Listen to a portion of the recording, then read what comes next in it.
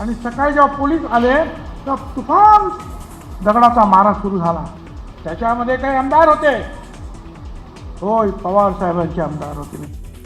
आंतरवली सराटीमधल्या दगडफेकीत शरद पवारांचे आमदार होते. छगन भुजबळांच्या दाव्यानं खळबळ.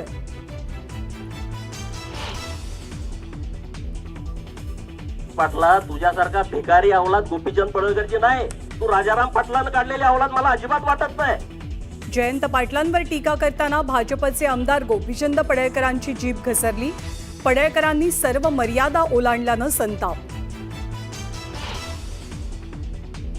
मराठा समाजाला मोठा दिलासा.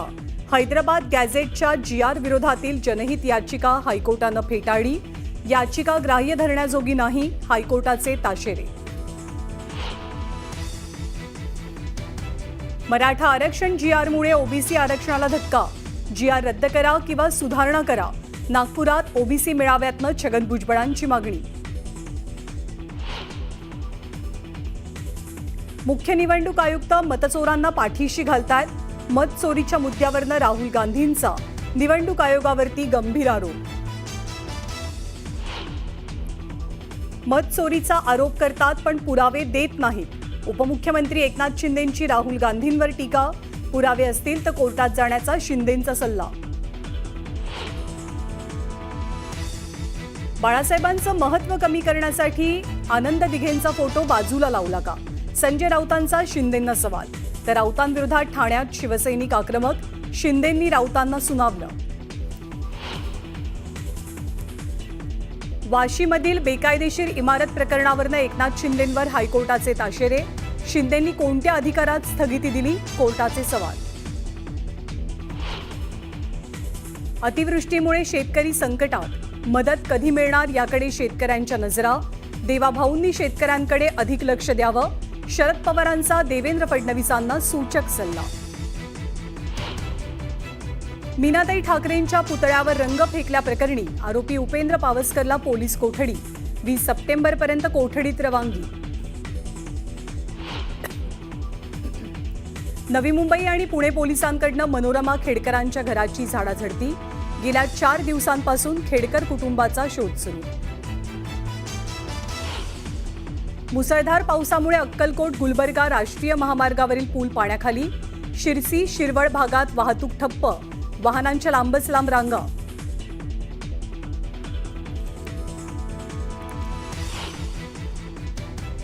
बातमी आहे पुण्यामधनं. पुण्याच्या शिवाजीनगर परिसरात मुसळधार पाऊस बरसलाय. पुणे शहरातल्या मध्यवर्ती भागात आणि रस्त्यांवरती या पावसामुळे पाणी साचलेलं आहे. भिडे पूलही सध्या बंद आहे. त्यामुळे पुण्याच्या मध्यवर्ती भागात प्रचंड मोठी वाहतूक कोंडी पाहायला मिळते. खास करून कोथरूड, स्वारगेट या परिसरात रस्त्यावर पाणीच पाणी झाल्याचं चित्र आहे.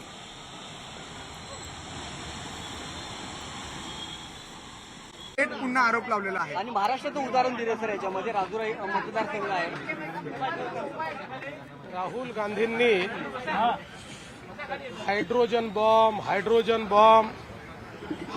बॉम्ब सांगितला तर अख्खा भारत घाबरलेला होता की आता हे कोणचा हायड्रोजन बॉम्ब फोडणार. पण लवंगी फटाका देखील ते फोडू शकलेले नाहीत. उसका बार हा त्यांनी लावलेला आहे. मी मागच्याही काळात सांगितलं, राहुल गांधी हे सिरियल लायर आहे. रोज खोटं बोलायचं आणि गोबेल्सचं तत्व हे त्या ठिकाणी मांडायचं हा प्रयत्न त्यांचा असतो. इतके वेळा इलेक्शन कमिशननी त्यांना नोटीस दिली, एकही पुरावा ते आजपर्यंत देऊ शकले नाहीत. एकही नाही. इलेक्शन कमिशनमध्ये देऊ शकलेले नाहीत, न्यायालयात देऊ शकलेले नाहीत. तरीही राहुल गांधींचं एका गोष्टीकरता मी कौतुक करतो की प्रत्येक वेळी येऊन माध्यमांसमोर खोटं बोलण्याची जी त्यांची हिंमत आहे ही खरोखरच वाखाणण्यासारखी आहे. अशा प्रकारचा नेता यापूर्वी मी कधीच बघितलेला नाही. ते किती खोटं बोलले तरी जनतेचा त्यांच्यावर विश्वास नाही. त्यांना जनतेतच जावं लागेल. जनतेत जातील तर निवडणुकांचे निकाल त्यांच्या बाजूने कदाचित कधीतरी येतील. पण अशाच प्रकारे खोटं बोलत राहिले आणि आपल्या मनाचं आणि कार्यकर्त्यांचं समाधान करत राहिले तर कधीच या ठिकाणी त्यांच्या बाजूने निकाल येऊ शकत नाही. राहुल गांधी इन्होंने हाइड्रोजन बॉम्ब इस प्रकार की जो घोषणा की थी, तो पूरा देश सकते में था कि अब कौन सा बॉम्ब राहुल गांधी फोड़ने वाले हैं। लेकिन ये तो ऐसा बॉम्ब था कि जिसमें कोई आवाज ही नहीं थी, फुसा बॉम्ब था, इसमें कुछ नहीं था। इस प्रकार से ये बॉम्ब ही नहीं था, यानी खोदा पहाड़ और चूहा भी नहीं निकला। लेकिन मैंने इससे पहले भी कहा है, राहुल गांधी ये सीरियल लायर है, ये सफाई के साथ झूठ बोलते हैं। और मैं एक ही चीज के लिए उनको मार्क्स दूंगा कि लगातार मीडिया के सामने आकर, नेशनल मीडिया के सामने आकर इतने सफाई से झूठ बोलना, ये भी अपने आप में एक बहुत बड़ी कला है, जो शायद देश में अब उनके ही पास बची हुई है।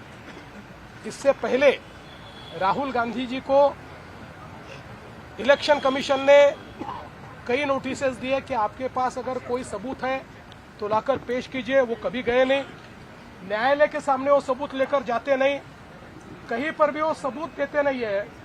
लेकिन बोलते ऐसे मानो सारी चीजें उनके पास हो। राहुल गांधी ये लगातार झूठ बोल रहे हैं। ये हिटलर के मंत्री गोबेल्स की टेक्निक है कि लगातार झूठ बोलो तो लोगों को शायद सच लग जाए। लेकिन राहुल जी, ये टेक्निक देश में चलने वाली नहीं है। जब तक जनता के बीच आप जाओगे नहीं, आपको वोट नहीं मिलने वाले। आप कितना भी झूठ बोलेंगे तब भी जनता उससे बरगलाने वाली नहीं है।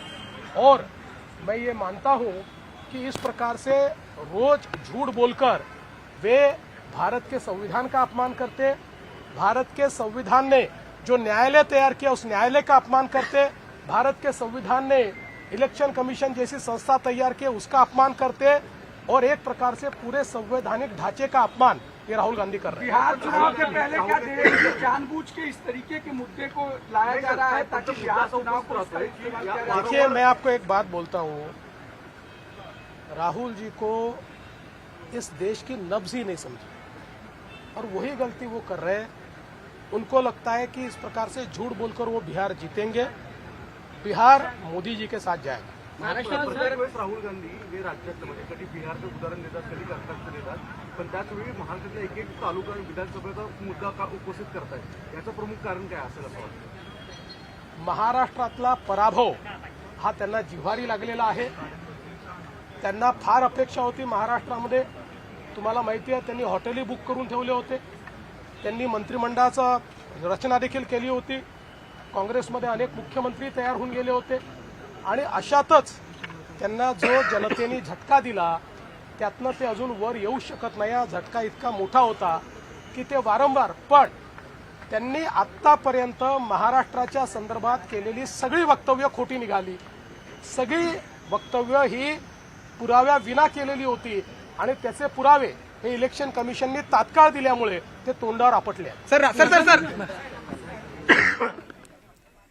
तर राहुल गांधींनी आज मत चोरीचे आरोप केले। या संदर्भातली त्यांनी पत्रकार परिषद घेतली। देशात लोकसभेच्या निवडणुकीत कशा पद्धतीनं अनेक मतदारांची नावं ही परस्पर गायब करण्यात आली, या संदर्भात राहुल गांधींनी भाष्य केलं आणि हेच भाष्य